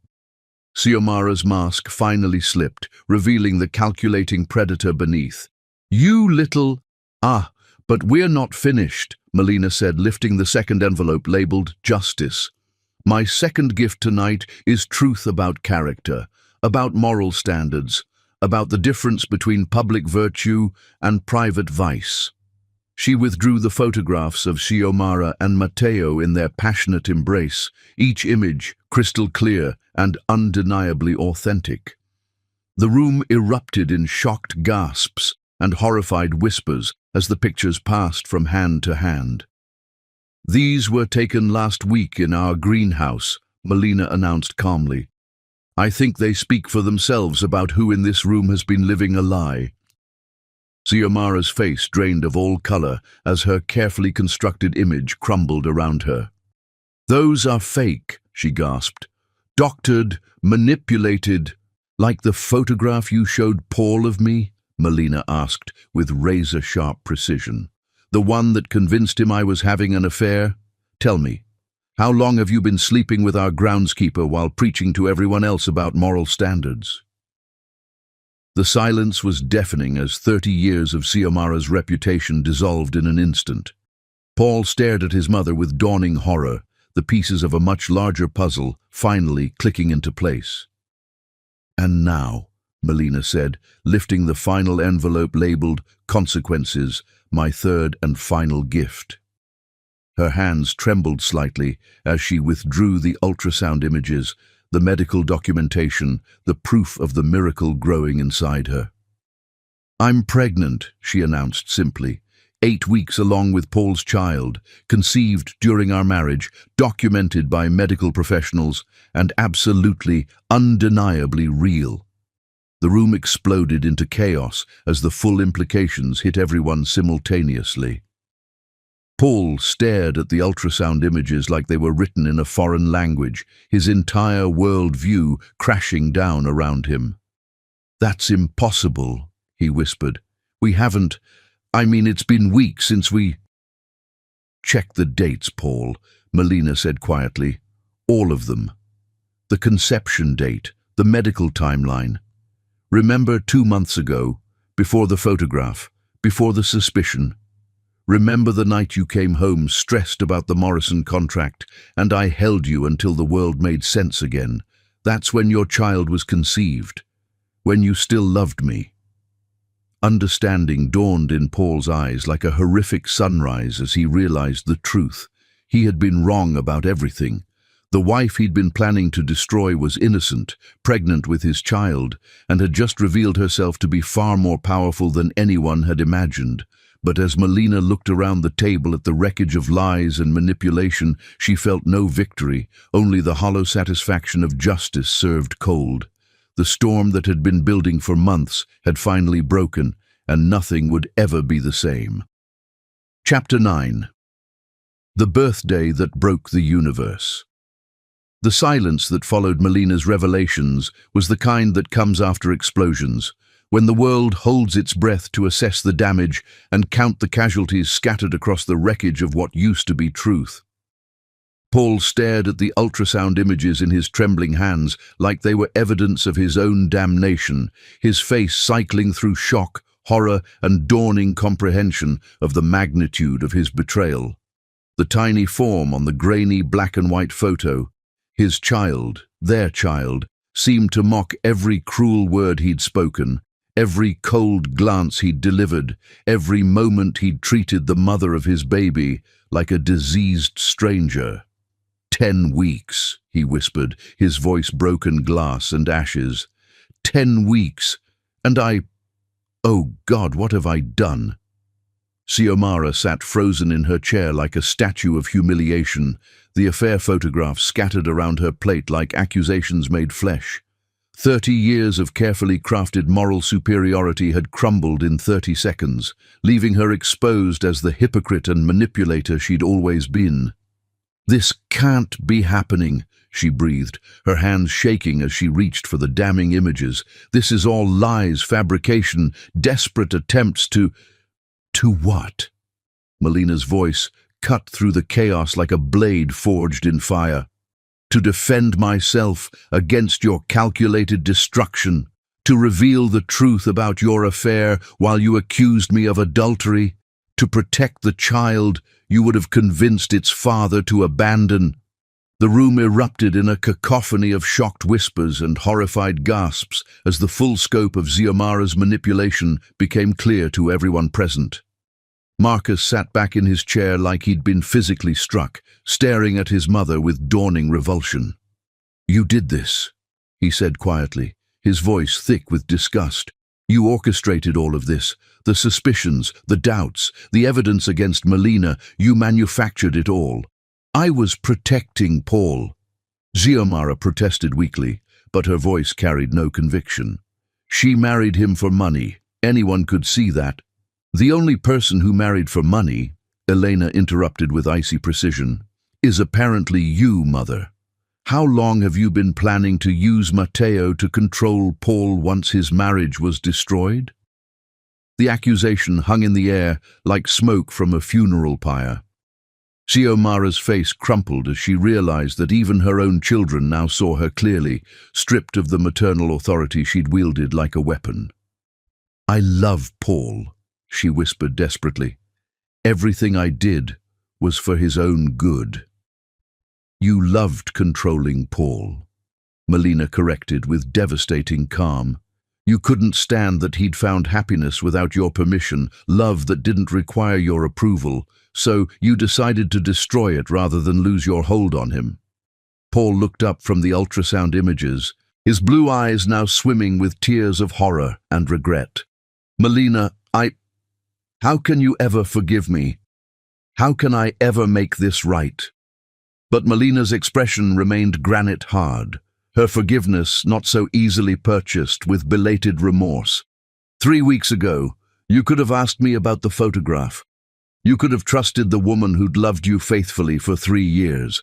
Instead, you chose to believe the worst possible interpretation of everything I did.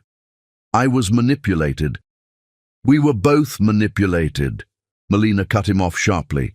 "The difference is that when I was hurt and confused, I still chose to love you. When you were hurt and confused, you chose to hate me." The truth of her words hit Paul like physical blows. He'd had choices every step of the way, to trust or doubt, to communicate or withdraw, to love or punish. At every crucial moment he'd chosen the path that led away from his wife and toward his mother's poison. "The baby," he whispered, staring again at the ultrasound. "Our baby. I would have divorced you while you were carrying our child." "Yes," Melina agreed simply. "You would have. You were planning to humiliate me publicly, destroy my reputation, and send me away with nothing while your child grew inside me. That's who you became under your mother's influence." Mrs. Harrison cleared her throat uncomfortably. "Perhaps we should leave you to discuss this privately." "No," Melina said firmly. "Stay. You all came here tonight expecting a show, expecting to witness my destruction and Paul's righteousness. You should see how the story really ends." She turned to face the assembled guests with queenly dignity, her white dress making her look like an avenging angel dispensing divine justice. "For months, you've all whispered about me behind closed doors. The gold digger who trapped poor Paul, the social climber who didn't belong in your world, the calculating woman who married above her station. Well, now you know the truth." Her gaze swept the room, making each person squirm under the weight of their own complicity in her persecution. "I never wanted Paul's money. I never asked about his finances. I never tried to access his accounts or investigate his assets. The only reason I know about my legal rights now is because I needed weapons to defend myself against a war I never wanted to fight." "Melina," Paul stood on unsteady legs, reaching toward her like a drowning man grasping for salvation. "Please, let me try to explain." "Explain what?" Her voice cracked like a whip. "How quickly you believed I was capable of adultery. How easily you were convinced I'd married you for money. How thoroughly you accepted that every loving gesture I'd ever made was calculated manipulation." Paul's face crumpled as the full weight of his betrayal crashed down on him. "I was hurt. I was confused. Mother showed me that photograph, and it looked so real." "It looked real because you wanted it to be real," Melina said with surgical precision. "Because believing I was a liar was easier than admitting your mother had been poisoning our marriage from day one." Xiomara suddenly lurched to her feet, her face flushed with desperation and rage. "You think you've won, don't you? You think this little performance makes you the victim instead of the opportunist we all know you are? Sit down, Mother." Paul's voice carried a note of steel that no one had ever heard before. "You've done enough damage. I won't be silenced by some little nobody who—" "You will be silent," Paul roared, his composure finally shattering completely. "For months, you've filled my head with poison about the woman I love. You made me doubt her loyalty, question her motives, treat her like a criminal in her own home. You destroyed my marriage with lies.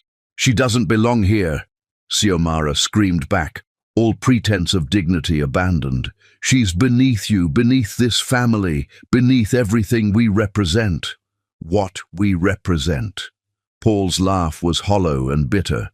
"We represent hypocrisy, manipulation, and cruelty disguised as moral superiority. If that's what this family stands for, then maybe it's time for new representation."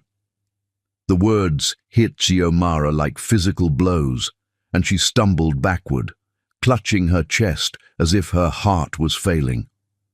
The woman who'd orchestrated months of psychological warfare suddenly looked every one of her 62 years, aged by the collapse of her carefully constructed world. "Paul," she gasped, reaching toward him with desperate hands. "You can't mean that. I'm your mother.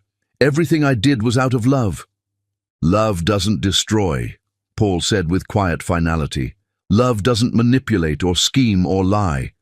What you did wasn't love, Mother. It was possession, and it ends now." Xiomara's face went white as the implications sank in. She was losing her son, her control, her carefully crafted image. Everything she'd fought to protect was crumbling around her. "You'll regret this," she whispered, but there was no power left in her threats. When she shows her true colors, when she takes you for everything you're worth, you'll remember that I tried to warn you." "The only true colors revealed tonight," Marcus said quietly, "were yours, Mother, and they're uglier than any of us imagined." Xiomara looked around the table at the faces that had once shown her respect and deference, now reflecting only disgust and disappointment. Even her own children looked at her like she was a stranger, someone they'd never really known. "I need air," she gasped, stumbling toward the French doors that led to the terrace. "I need—" She never finished the sentence. Instead, she collapsed onto the marble floor like a marionette whose strings had been cut, her body convulsing as her heart struggled to process the complete destruction of her world. "Call an ambulance!" Paul shouted, dropping to his knees beside his mother's writhing form. But even as he tried to help her, his eyes kept finding Melina's face, searching for some sign that forgiveness might be possible. Melina stood perfectly still, watching the chaos unfold with the detached calm of someone who'd survived their own execution. She felt no satisfaction at Xiomara's collapse, no victory in her enemy's downfall. She felt nothing but the hollow emptiness that came after a war where everyone lost something precious. As the paramedics arrived and loaded Xiomara onto a stretcher, Paul caught Melina's hand with desperate fingers. "Don't leave," he begged, his voice raw with unshed tears. "Please, we can fix this. We can make it right." Melina looked down at their joined hands, the same hands that had once traced love letters on her skin, that had held her like she was made of starlight, that had pushed her away when doubt poisoned his heart. "Can we?" she asked quietly. "Can you ever look at me again without remembering how quickly you believed the worst? Can I ever trust you again, knowing how easily your love turned to hatred?" Paul's face crumpled as the magnitude of what they'd lost hit him fully. "I don't know," he whispered with brutal honesty. "But I want to try. Our baby deserves parents who try." "Our baby deserves parents who trust each other," Melina replied, gently pulling her hand free from his grasp. "And right now, we don't even know if that's possible." As the ambulance pulled away with Xiomara, and the guests scattered like leaves before a storm, Paul and Melina stood in their ruined dining room, surrounded by the wreckage of their marriage. They had revealed all the lies, exposed all the manipulation, and destroyed the woman who'd tried to tear them apart. But the hardest battle still lay ahead, learning whether love could survive the poison that had been pumped into its veins, whether trust could be rebuilt from the ashes of betrayal, whether two wounded hearts could find their way back to each other across the chasm of pain that stretched between them. The storm had finally broken, but the aftermath would determine whether anything beautiful could grow from the devastation it left behind. Chapter 10. Love Conquers. All the hospital rooms smelled of disinfectant and shattered pride, and Xiomara Hogan looked smaller than Melina had ever seen her, diminished by the weight of her exposed sins and the machines monitoring her struggling heart. "She's stable," Dr. Martinez explained to Paul and Melina as they stood in the hallway outside the cardiac unit. "The heart attack was severe, but not fatal. She'll recover physically, though the emotional trauma—" He shrugged diplomatically. Paul stared through the window at his mother, who lay unconscious, her silver hair lank against the white pillow. 3 days had passed since the birthday dinner that exposed every lie. 3 days of Xiomara fighting for her life, while Paul fought for his soul. "She's been asking for you," he said quietly to Melina, his voice heavy with exhaustion and guilt. "Both of us, actually." Melina placed a protective hand on her growing belly, where their child, now safely past the first trimester, continued to thrive despite the chaos surrounding its conception. What could she possibly have to say now? "I don't know," Paul admitted. "But I think we need to hear it. For our sake, if not hers." When they entered the room together, Xiomara's eyes fluttered open, focusing first on Paul, then on Melina. For a moment, the old calculation flickered there, the predator's instinct to find weakness and exploit it. Then awareness dawned, and something that looked like genuine remorse replaced the cunning. "You came," she whispered, her voice paper-thin and fragile. "We came," Paul confirmed, but he stayed close to Melina, his hand resting protectively on her shoulder. Xiomara's gaze shifted to Melina's barely visible pregnancy bump, and her face crumpled. "I almost destroyed that child's family before it even had a chance to exist." "You did destroy it," Melina said quietly. "The question is whether anything can be rebuilt from the wreckage." "You have every right to hate me," Xiomara continued, tears slipping down her pale cheeks. "I fabricated evidence, manipulated my own son, tried to drive you away from the man you love. I became a monster." Paul moved closer to the bed, his expression a mixture of pain and confusion. "Why, Mother? Why did you do it?" "Because I was terrified," Xiomara admitted with brutal honesty. "Terrified of losing my place in your life, terrified of becoming irrelevant, terrified that your love for her meant less love for me." She looked directly at Melina. "I saw your strength from the beginning, the way Paul looked at you, the way you fit into his life so naturally, and instead of welcoming the woman who made my son happy, I decided to eliminate the threat to my position." "Love isn't finite," Melina said, echoing words Xiomara had once spoken. "There was room in Paul's heart for both of us." "I know that now," Xiomara whispered, "but I was too proud, too controlling, too afraid to share him. So I convinced myself you were the problem, that you were using him, that destroying your marriage would save him." Her voice broke completely. "I was wrong about everything." Dr. Martinez returned with discharge papers and medication instructions. "She can go home tomorrow," he told Paul, "but she'll need care during her recovery. Family support is crucial for cardiac patients." Paul nodded absently, but Melina could see the war raging behind his eyes. His mother was physically broken, apparently repentant, and medically vulnerable. The old Paul would have brought her home without question, would have spent the next months caring for her, would have forgiven her because she was family. But this Paul had watched his wife suffer for months of psychological torture. This Paul had seen the ultrasound of the child he'd almost abandoned. This Paul had to choose between the easy path of family obligation and the harder road of protecting the family he'd almost lost. Over the following days, as Xiomara recovered in the hospital, Paul wrestled with the most difficult decision of his life. She was his mother, the woman who'd raised him, loved him, shaped him into the man he'd become. But she was also the architect of his marriage's near destruction, the author of months of pain for the woman carrying his child. "What do you want me to do?" Paul asked Melina one evening as they sat in their garden, the same garden where Xiomara's affair had been conducted in secret. "I want you to choose," Melina replied simply. "Not what's expected, not what's easy, not what preserves family harmony. I want you to choose what's right." "She's sick, Melina. She's broken. How can I abandon her now?" "I'm not asking you to abandon her," Melina clarified. "I'm asking you to protect us, our marriage, our child, our future. Your mother proved she's willing to destroy all of that to maintain control over you. What makes you think she won't try again?" Paul was quiet for a long time, staring at the roses they'd planted together during happier times. "She seems genuinely sorry. She seemed genuinely concerned for your welfare when she was fabricating evidence against me," Melina pointed out gently. "Your mother is a gifted actress, Paul.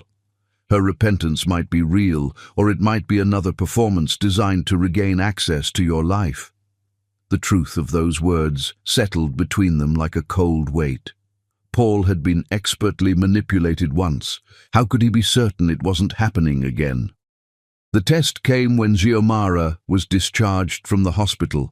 Instead of the expected invitation to recover at their home, Paul arranged for her to stay at an extended care facility, comfortable, well-staffed, but separate from their lives.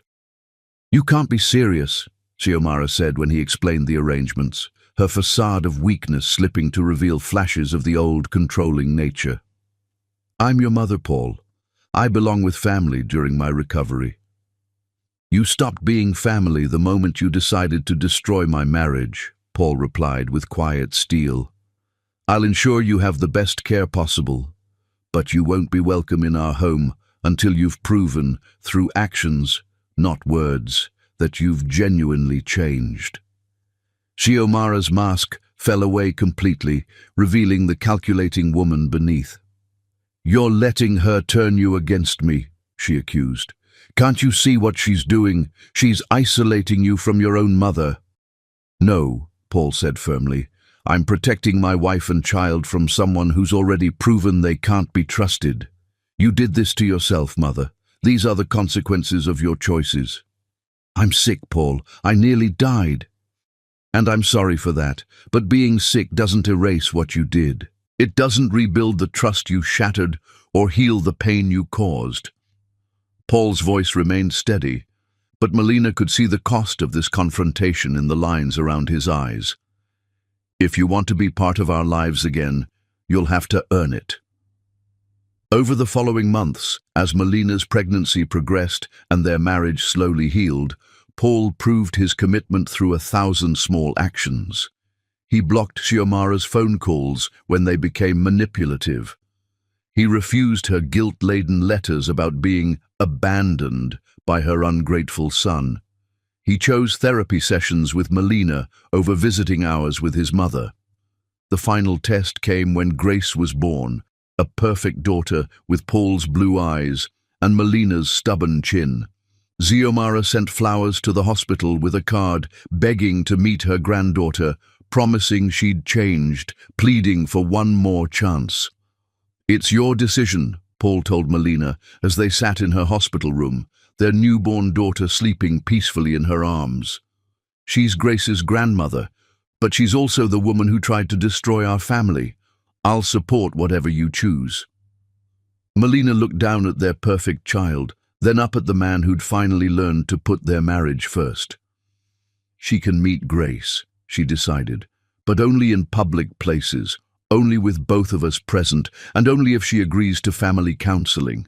Real change requires accountability, not just apologies. Paul nodded, understanding the wisdom in her conditions. And if she refuses? Then she's choosing her pride over her granddaughter, Melina replied simply. Some bridges can be rebuilt, Paul, but only if both sides are willing to do the work. Xiomara, predictably, refused the conditions. She wanted forgiveness without accountability, access without oversight, family privileges without proving she'd changed. When Paul held firm to the boundaries they'd established, she accused him of being brainwashed by his wife and threatened to sue for grandparents' rights. Let her try, Paul said calmly when their lawyer informed them of Xiomara's threat. Any court that sees the evidence of what she did to our marriage will understand why we're protecting our child. 2 years later, as they renewed their vows in the same garden where they'd scattered their broken dreams and grown new ones, Paul spoke the words that had taken him too long to learn. I promise to believe in you when the world says doubt. I promise to trust your heart when others question your motives. I promise to fight for us, not against us, for all the days of our lives. And Melina, radiant in white silk with Grace on her hip and another child growing beneath her heart, whispered back the words that had saved them both.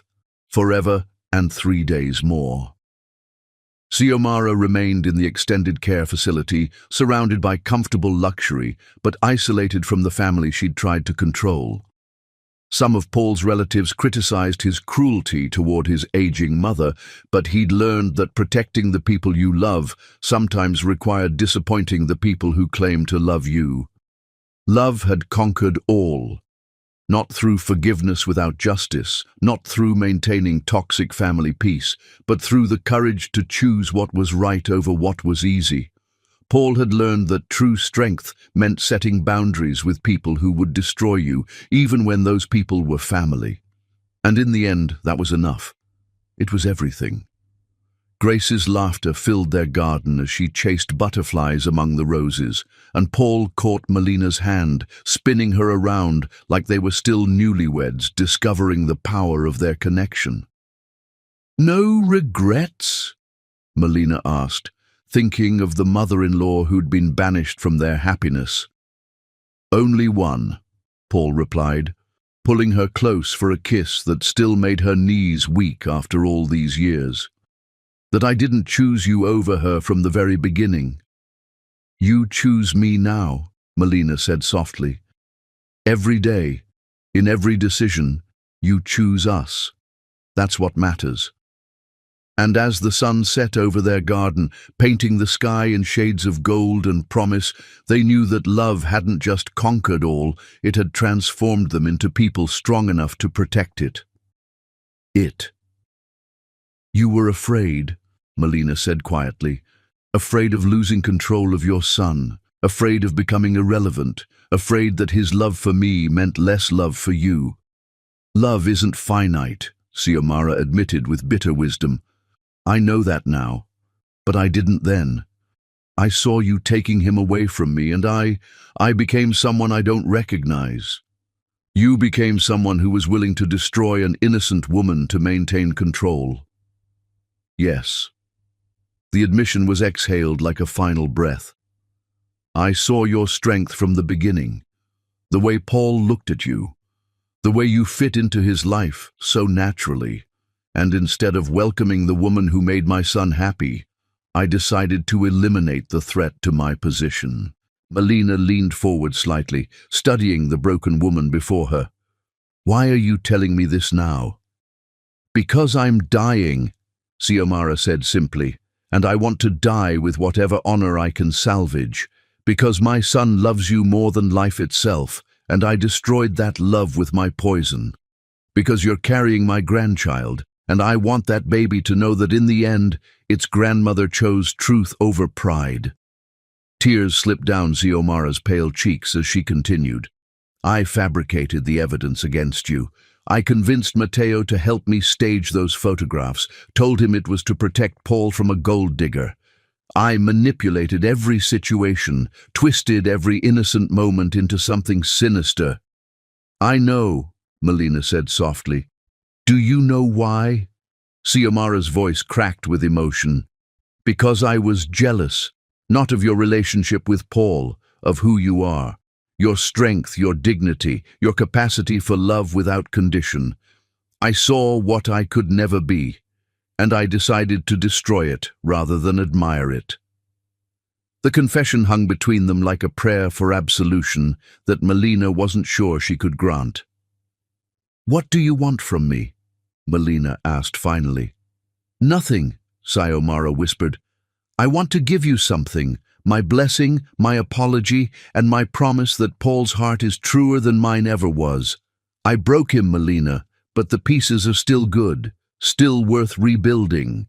He chose to believe your lies, because I'm a master manipulator who spent 62 years perfecting the art of controlling people through love and guilt."